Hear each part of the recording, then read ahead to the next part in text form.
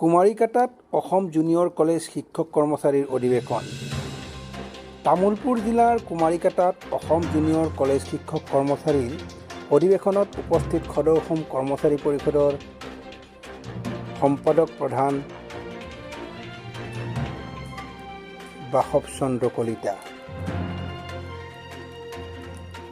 মুকলি সভাত উপস্থিত থাকি প্ৰাক্তন প্ৰধান সম্পাদক বাসৱ চন্দ্ৰ কলিতাই ছাত্ৰ ছাত্ৰীৰ বৌদ্ধিক দিশত আগুৱাই নিবলৈ জুনিয়ৰ কলেজ শিক্ষক সন্থাক আহ্বান জনায় আৰু NPS বাতিল কৰি OPS প্ৰৱৰ্তন কৰাৰ দাবী কৰে চৰকাৰক। NPS বাতিল নকৰিলে তীব্ৰ প্ৰতিবাদ সাব্যস্ত কৰিব কৰ্মচাৰী পৰিষদে। চৰকাৰে কৰ্মচাৰী পৰিষদৰ সমস্যা সমাধান কৰিব লাগিব। তেওঁ কয়, চৰকাৰে আত্মমৰ্যাদাৰে কৰ্মচাৰীক জীয়াই থাকিবলৈ অধিকাৰ দিয়ক। সঁচাকৈ আনন্দিত হৈছোঁ এইকাৰণে যে জুনিয়ৰ কলেজ শিক্ষকসকলৰ লগত আমাৰ এটা ওতঃপ্ৰোত সম্পৰ্ক আছে, আত্মিক সম্পৰ্ক আছে সদৌ অসম কৰ্মচাৰী পৰিষদৰ।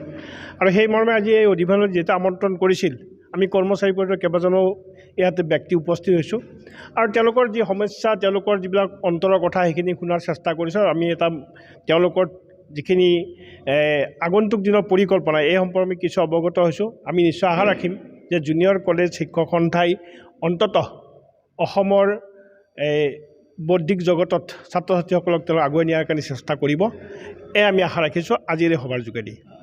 প্ৰথম কথা হ'ল, যেতিয়া NPS প্ৰথম আৰম্ভ কৰে 2005 চনৰ ফেব্ৰুৱাৰীত, আমি তেতিয়াই ইয়াৰ বিৰোধিতা কৰিছোঁ। আৰু তেতিয়া যিবিলাক সমস্যাৰ কথা কৈছিলোঁ যে NPS হ'লে আমাৰ সমস্যা কি হ'ব পাৰে, কৰ্মচাৰী সমাজখন কি অৱস্থালৈ যাব পাৰে, এই যিবিলাক কথা আমি তেতিয়াই কৈছিলোঁ, এই কথাখিনি আজি ক'বলগীয়া হৈছে। অৰ্থাৎ আজি কৰ্মচাৰীসকল যেতিয়া তাত নিয়োজিত হৈছে, আমাৰ একাংশ কৰ্মচাৰী ইতিমধ্যে ৰিটায়াৰমেণ্ট আৰম্ভ হৈছে, অৱসৰ গ্ৰহণ কৰিছে। অৱসৰ গ্ৰহণ কৰি তেওঁলোকে ন্যূনতম মাত্ৰ কেইটামান পইচা পাইছে, য'ত অৱসৰ গ্ৰহণ কৰাৰ পিছত তেওঁলোকে চলিব নোৱাৰে। সেই পৰ্যায়ৰ কথাটো চিন্তা কৰি আজি আন্দোলন ব্ৰতী হৈছে আৰু যিখিনি কথা আমি তেতিয়াই কৈছিলোঁ। গতিকে সদৌ অসম কৰ্মচাৰীয়ে ইয়াত সদায় প্ৰতিবাদ কৰি আহিছে আৰু আমি আশা ৰাখিম অন্ততঃ কেন্দ্ৰীয় চৰকাৰ, ৰাজ্য চৰকাৰে অন্ততঃ NPS ব্যৱস্থাটো বাতিল কৰক তেওঁলোক, আৰু পুৰণা যি পেঞ্চন ব্যৱস্থা সেইটো তেওঁলোকে আৰম্ভ কৰক। কৰ্মচাৰী পদৰ এটা নীতি নিৰ্দেশনা দিয়া আছে, এই সম্পৰ্কত নিশ্চয় আলোচনা হ'ব। ইতিমধ্যে আমি 3-4টা কাৰ্যসূচী আগতে সদৌ অসম কৰ্মচাৰী পদে কৰিছোঁ ইয়াৰ বিৰোধিতা কৰি, আৰু পৰৱৰ্তী দিনত নিশ্চয় এই সম্পৰ্কত চিন্তা চৰ্চা কৰি আগবঢ়া হ'ব। কৰ্মচাৰী সমাজখন কিন্তু কোনো এই নিৰ্বাচন কেন্দ্ৰিক নহয়, কাৰণ আমি চাকৰিত যেতিয়া জইন কৰিছোঁ 60 বছৰ আমি চাকৰি কৰিমেই। আৰু এই 60 বছৰ যেতিয়া 60 বছৰলৈ চাকৰি কৰিম, তাত নিশ্চিত হাৰত দৰমহা বাঢ়িব, তাতে সমস্যা থাকিলে সমস্যাখিনি চৰকাৰখনক কম, যি চৰকাৰ বহে তেওঁলোকক কম, আৰু তেওঁলোকে বাধ্য হ'ব লাগিব, তেওঁলোকে কামখিনি কৰিব লাগিব।